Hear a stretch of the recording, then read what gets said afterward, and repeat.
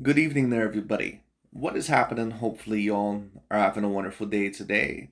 So, when it comes down to it, I thought, of course, that I would review this sort of video that I personally found to be very particularly interesting.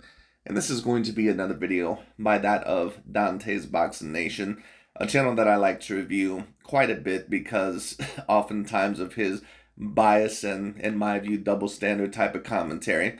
Anyways, of course, for those of you that ended up watching or hearing the news about the Terrence Bud Crawford versus Errol Spence Jr. fight, you know that Terrence Bud Crawford, that not only did he win the fight, but that he pretty much won it by absolute domination. And in my view, this pretty much has propelled him to the absolute, I'm not going to say completely nowhere near close to him, but this more than likely would put him, at least in my view, as the clear undisputed fighter right now at the number one pound for pound spot over Inoue, over Canelo, over Usyk, over that of Tyson Fury, over any of those fighters. Right now, Terrence Bud Crawford, he has earned overall his respect, in my view, as finally getting that crown as the undisputed number one pound for pound fighter. But this video is also going to show Mr. Dante's and quote-unquote new media's top 10 pound for pound list.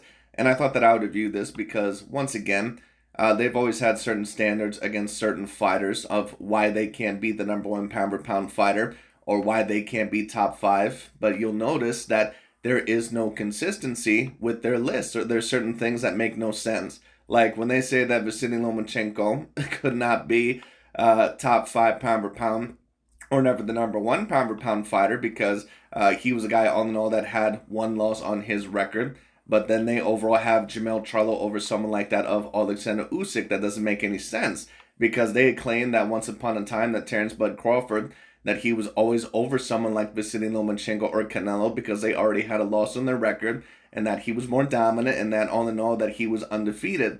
But then when it comes to Usyk with that of Jamel Charlo, Charlo is above that of Usyk. And if we're really even going to go there, and I don't think that Usyk's cruiserweight division, in my view, was that of the strongest weight division. I also don't think that it was super weak.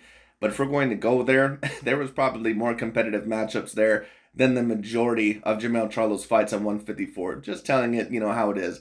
Other than that of Brian Gastano, who really was there, other than that of Tony Harrison and Brian Gastano, that really challenged Jamel Charlo's throne in terms of really being a true A-grade level fighter. And Tony Harrison was never an actual A-grade level fighter. It's just that Jamel Charlo, certain things ended up getting exposed about him in a certain skill set within that fight. But of course, I give him a lot of credit. He was able to come back and, of course, able to beat Brian Gastano. But anyways, we're going to talk about certain things in this video. I just thought that I would talk about it. Let's get straight into it. Dante's Boxing Nation, what's going on, guys? So, in the biggest year of boxing, there are a lot of big fights coming up. There's a lot of big fights that have already taken place. We're going to see two of them this week. We just seen the first one earlier this week on Tuesday, the Stephen Fulton versus Naoya Inoue fight, where Inoue moved up in weight and knocked out Stephen Fulton, one of the most impressive wins of the year. In a way, he managed to knock out a unified, undefeated American champion. Once again, isn't it interesting that Mr. Inoue is at number 4 on the pound for pound list, but both Dimitri Bivol and that of Errol Spence Jr. are above Mr. Inoue? Now, some people may say, well, certain people would say that Bivol and that Errol Spence Jr., that they had bigger wins than that of Inoue. And on average, I would tend to agree. But at the end of the day, once again, isn't it interesting that Dante always tried to debate that Terrence Bud Crawford was the clear number one pound for pound fighter, even over Canelo Alvarez and Lomachenko, when he had no definitive A-grade wins in his career, when the biggest wins of his career were over Victor Postal and New Yorker's Gamboa, but yet he was propelled to the number one pound for pound spot because of the dominance that he showed, even though it was against that of lower tier competition. So why all of a sudden is Inoue below certain guys like Errol Spence and that of Mr. Dimitri Bivol? And once again, Mr. Bivol, which I'm surprised that they even put him that high, but very interesting they put him that high once again because the biggest one of his career, of course, is that of Mr. Canelo Alvarez.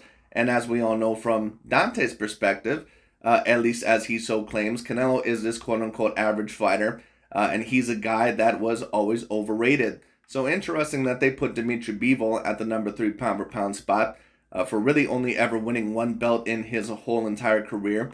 And don't get me wrong, Bivol certainly is a top 10 pound for pound fighter on my list as well.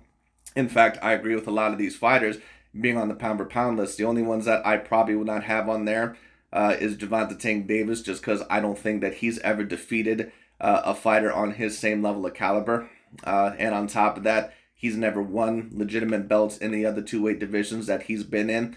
And Jermell Charlo, you can put him top 10 pound for pound. He always usually just misses mine because I think there's other fighters that are better and more dominant than him. But if you have him there, I really don't mind. But like I said, some of this list, in my view, for some of the standards that he put for some other fighters, they don't really make any sense.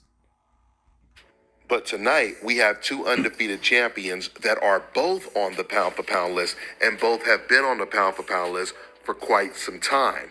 And they are fighting for that #1 spot. Also notice that there's no Tyson Fury on the list, and a lot of people would not have Tyson Fury on the list. I've already explained this. In my view, he clearly is. Fury is clearly the best heavyweight of his generation. He's been the best heavyweight of the past 10 plus years. At the end of the day, he has the biggest wins within his career. He's won every belt within that weight division at one point in time. And on top of that, he's the most skilled and the most dominant heavyweight there. Remember, these were the same guys that at one point in time ranked Deontay Wilder #4 pound for pound. No Tyson Fury, not even on the top 10 pound for pound list. How interesting. In the entire sport of boxing. So not only will the winner of this fight be the best fighter in the world, but the winner of this fight will be the undisputed pound for pound best fighter in the world. The last time we had an undisputed pound for pound champion was when Floyd Mayweather was the pound for pound king. With that being said, well, no, the last time we had a true undisputed #1 pound for pound, in my view, was when Canelo Alvarez, when he unified the 168 pound weight division and beat Sergey Kovalev, because there was just no one doing what he was doing. But of course, Dante is not going to go according to that narrative, because once again, his main objective is to make sure that Canelo, people like him, don't get to the #1 pound for pound spot in the first place. But just to talk about the Terrence Bud Crawford, Errol Spence Jr. situation, Terrence Bud Crawford, had he won that fight, which of course he did, in my view, he was always going to have a greater argument for the undisputed #1 pound for pound claim, because he was undisputed in another weight division. Sure, in my view, it wasn't the toughest run, in my view, but it still was an undisputed run. And at the end of the day, he was able to become undisputed at the welterweight division. He's undefeated. He's looked at as debatably the most talented fighter in the world. And on top of that, he doesn't just have work within one weight division. Had Errol Spence won the fight, you certainly could have debated him as the #1 pound for pound. I just don't know if it would have been undisputed. But Crawford, now that he's been able to finally win that fight that everyone was asking for, he certainly has to be, at least at the time, the undisputed #1 pound for pound fighter. And just to be honest with you, I'm not really sure if I see a lot of fighters getting past Terrence Bud Crawford, even Jermell Charlo, and that's assuming that Jermell Charlo more than likely will lose against Canelo Alvarez. Even if you have the best version of Jermell Charlo, I just don't think that he really stands much of a chance against that of Terrence Bud Crawford. He's just way too flawed. now we go into the current new media pound for pound list. This is a list that me and Aki, we put together, and it's the most legit pound for pound list you guys are going to see today. No, it's not, because both of you guys are idiots. it's no offense, but it is what it is. And I like to review a multitude of pound for pound lists, but once again, when it comes to Aki TV and Dante's Boxing Nation, they don't make lists, they don't make fight predictions based off of fight logic, at least a lot of the times. They base it off of who they want to win or their pro-black cult ideology. It is what it is. And a certain amount of people, they're not going to like what I'm doing or saying in this video. They're going to say, oh, you sound, like you're a hater and all sort of shit. Listen, dude, at the end of the day, I do a lot of these videos to expose certain narratives. Dante and Aki TV, they are not logical commentators. Never have been, never will be. Before the emergence of social media, we used to get real, legitimate pound for pound lists that were very impartial, and they were based on resume, skills, dominance, and this is exactly what you have in. Right, but if you're basing a pound for pound list off a resume, how can you ever claim that Terrence Bud Crawford was the #1 pound for pound fighter before overall this most recent fight? Because who are you going to claim that he ever beat to be the #1 pound for pound fighter? Victor Postal, Yuriorkis Gamboa, even Sean Porter, which in my view was the only definitive A-grade win at that point in time in his career before the Errol Spence Jr. fight. Even that one was probably an A- level win. So once again, if you're going according to resume and all this other stuff, when it comes down to it, then Terrence Bud Crawford should have never been the number one pound for pound fighter. And certain people, once again, they always love to go off of this, and they love to say, "Oh, well, that's just his opinion." When it comes down to why you judge the man for his opinion, and listen, all that is cool. You can have your own opinion. But if we're just going off of this opinion, then what is the problem with at one point in time Lomachenko being ranked as the number one pound for pound fighter, even when he was 9-1? Because it's people's opinion. What is the problem with Mr. Inoue being at the number one pound for pound spot, even though he had never fought that of another true A grade caliber fighter? It's just people's opinions. So if we're going to go off of this, well, it's just people's opinions, no problem. But then keep the same standards everywhere. Don't complain, don't cry when you see other lists that have Inoue at the number one pound per pound spot, or that have Lomachenko still on their top 10 pound per pound list, because it's just their opinion. That's why I say we cannot rank a top 10 pound per pound list. Everyone, of course, is going to have their own opinion, but when it's just opinion and you pretty much just rank it willy-nilly, that's where, in my view, you lose a lot of credibility. This list right here. Now, once again, Terrence Crawford and Errol Spence. And you notice once again that there is no Tyson Fury, there is no Canelo Alvarez, there is no Teofimo Lopez. And certain people may say, well, I don't put Tyson Fury or Teofimo Lopez on my list either. Teofimo would debatably be there. I'm not quite sure if he would just make my top 10 pound for pound list. Tyson Fury would definitely be on there, in my view, and Canelo Alvarez certainly. But of course, we know that Dante, he hates both of those fighters with a big passion. Will be fighting today, but we wanted to show you guys how the current list looks before things change today. Everyone already knows that Terrence Crawford is currently pound for pound the best fighter in the world. I'm just going to speed through this since you guys already see the list on the screen right now. But then you have Errol Spence at number 2. You have Dimitri Bivol at number 3. And just a little quick summary when it comes to Bivol. Bivol, he did completely dominate Canelo Alvarez, a fighter that old media said was the Michael Jordan of the sport at the time. Well, wait a minute, Mr. Dante's Boxing Nation. This is your pound for pound list. Canelo Alvarez, from what I kept hearing, was an average Mexican fighter.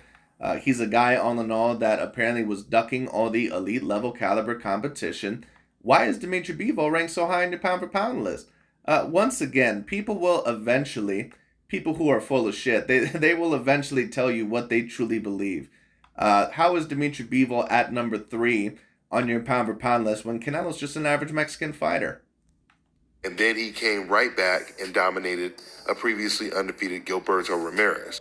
And Ramirez looked like he was easily 15 to maybe 25 pounds bigger than Bivol. I agree with that, and that's why Dimitri Bivol is on my top 10 pound per pound list. He's defeated guys like John Pascal, Joe Smith Jr., and even Canelo Alvarez and Gilberto Ramirez. I mean, the man really has not had a super duper competitive fight throughout his whole entire career. The most competitive fight that he's ever had was against Canelo Alvarez, and that was against a Canelo, in my view, that, probably could have had better stamina, but it is what it is. And once again, that goes to show you how great of a fighter that Canelo actually is, that Canelo was, decently smaller than Dimitri Bivol. He's a guy that, at one point in time, his natural weight class was at 154 to 160, and it still probably is at around 160 when you talk about his build and his height and his reach. And he was able to give a light heavyweight and an extremely talented light heavyweight in Dimitri Bivol probably the toughest fight of his career. The night of the fight. And it still turned out to be possibly Bivol's easiest fight of his career, at least one of his easiest wins. So after Bivol is Naoya Inoue, who just came off of a huge win, moving up in weight and knocking out, not just beating, but knocking out the unified, previously undefeated American champion, Stephen Fulton. Not only did I think that Fulton was going to... Just to talk about Mr. Inoue really quickly, and right now he would have to be within my top 5 pound per pound list. The top 5 pound per pound list right now, at least for me, it's completely rearranged. Terrence Bud Crawford would have to be the number 1 pound per pound spot. I'm not really quite sure who I would put within my other rankings, because you have Canelo there, but he is slipping a little bit, so you maybe could say that he's dropped a little bit. You have Mr. Inoue, you have Usyk, you have Fury. All those fighters, in my view, have a debate within the top 5 pound per pound. So basically, whoever you draw out of a hat is whoever you draw out of a hat. beat Naoya Inoue. But Errol Spence can no longer be top 5 pound for pound for me. In fact, to be quite honest with you, it's really even a debate right now if he's still top 10 pound for pound. I mean, I understand that he was formerly top 5, but the way that he went out in that fight, I mean, it was completely pathetic. And I'm not trying to criticize him too harshly. I understand that, Errol is a great fighter and that Terrence was even greater. But at the end of the day, you were supposed to make that fight somewhat competitive. But I thought that Fulton would have the easiest assignment out of Gervonta Tank Davis and Devin Haney. Because before this performance against Stephen Fulton, if you were to compare Inoue to Vasyl Lomachenko or even to Ryan Garcia, it seemed to me like Inoue, he had more flaws. At least that's... Well, that's because, once again, you really don't know shit about analyzing a fighter. And don't get me wrong, as a fighter, when you take a look at it, Inoue doesn't look quite as skilled as Vasily Lomachenko in certain categories. But there's even certain categories that Inoue beats Vasily Lomachenko in. Punching power, pure athleticism, when it comes down to it. And even at times, judging distance, So now what Lomachenko would beat him in my view, is probably feet, slightly better defense, and better head movement. But Inoue right now has to be looked at as probably greater than what Lomachenko was, just because in his 50-50 fight when he was moving up in weight, he beat the shit out of Stephen Fulton. Now, certain people may disagree because Lomachenko, of course, he was fighting a guy that had real A-grade level power and a guy that probably was 2 weight classes bigger than him and Teofimo Lopez. So, if you wanted to say that maybe that comparison isn't too fair, I understand. What I observed when I watched the first Nonito Donaire fight, and even in the Butler fight. But anyway, he completely proved me wrong. Beating Stephen Fulton at his own game, he did everything better than Stephen Fulton. Not only was he out... Yes, he did, and I will say that because I did also predict Stephen Fulton to win. I just didn't think that the fight was going to be that non-competitive. I'm not surprised that Inoue won the fight. I'm also not surprised that Terrence Bud Crawford won the fight. Even though I got both of my predictions wrong, I was just surprised at the non-competitiveness of the two fights. It was truly phenomenal. Boxing the boxer, but surprisingly, Inoue had a better defense than Stephen Fulton. Inoue had actually said going into this fight that he has prepared so much for this fight, he trained as if he couldn't get hit with one single punch. And it definitely showed. That's the way he performed. I mean, you can count on one hand how many times he got caught clean in this fight. So I agree. Inoue was absolutely phenomenal in that fight. And not to, stay on it too much, but it was truly phenomenal. I mean, his feet and his judging of the distance, his jab, his head movement in the fight, which had always, in my view, been one of his negatives in the past, which is at times he fought a little bit too tall or didn't go off the center line as much. He completely showed a different level of game. And I said for both Inoue and Crawford that they would have to pull out a performance that I had never seen from them before in order to win the fights, and that's exactly what they did. The reason why he's at number 4, he's beat one big name. This is the first dangerous threat that Naoya Inoue has ever really fought, and he puts on his best performance. So after Inoue, that's somewhat fair, but let's also be real, Dante. Terrence Bud Crawford has only really had one of those fights as well. I mean, Terrence has a slightly better resume than Mr. Inoue, but it ain't by much. We have the undisputed champion Devin Haney at number 5. We have the undisputed champion Jermell Charlo at number 6. Alexander Usyk, Gervonta Tank Davis, Shakur Stevenson. Now, once again, the thing that doesn't make any sense to me, at least if you're keeping up with the same standards, Terrence Bud Crawford at one point in time was ranked above Lomachenko, even though Lomachenko was clearly fighting better opponents when it came down to, because Lomachenko had that one loss and Crawford is more dominant. Right, but Usyk has clearly been more dominant. Not only has he been more dominant, but he's probably fought better opponents when it comes down to it, especially in AJ Anthony Joshua. He's undefeated. He's been completely undisputed, and he won almost a completely undisputed title within another weight division, and Jermell Charlo is above him. To me, that doesn't make any sense if you're keeping those same standards. But anyway. And Arthur Beterbiev at number 10. But this pound-for-pound list, like I said, is definitely going to change after tonight. It's really going to come down to how the loser loses. If it's one of those fights that's razor-thin close that could have gone either way, then the loser can still be extremely high on the pound-for-pound list. But if the loser completely gets knocked out and dominated, then obviously he will be much lower on that list. So with that being said, I agree. And the fact that Errol Spence Jr. was the one who lost the fight, the fact that he's only had work within one weight class, and he's beaten fighters that have pretty much already lost. And that's not me trying to make excuses or say that those fighters were wore down, but it just doesn't look as good for Errol Spence Jr. the way that he got dominated. So once again, there is a real question now. Is Errol Spence even a top 10 pound for pound fighter anymore? Because when I take a look at these lists, Terrence has to be above him. Canelo has to be above him. Usyk has to be above him. Fury has to be above him. Inoue has to be above him. So then let's ask the question, is he, above Devin Haney? Is he above Shakur Stevenson? Is he above Dimitri Bivol or Tibita Beeve? And whoever else you may have there, Jamel Charlo or Teofimo Lopez, is he above any of those fighters? I don't know. It's up to you. And let's see how things play out tonight. That's all I got for now, guys. I'm on to the next one. All right, now check this out, guys. But anyways, that's pretty much about it. I don't disagree with all of Dante's lists. Once again, DontaesBoxingNation, he will show you his bias here and there, and I do think that the list is an example of that. Because once again, some of the things that go with his old standards, they make no sense. But it is what it is. Anyways, I just thought that I would review that video. Thought it was very interesting. But anyways, that's pretty much about it for today. Thank you so much for watching. I'll talk to you all later.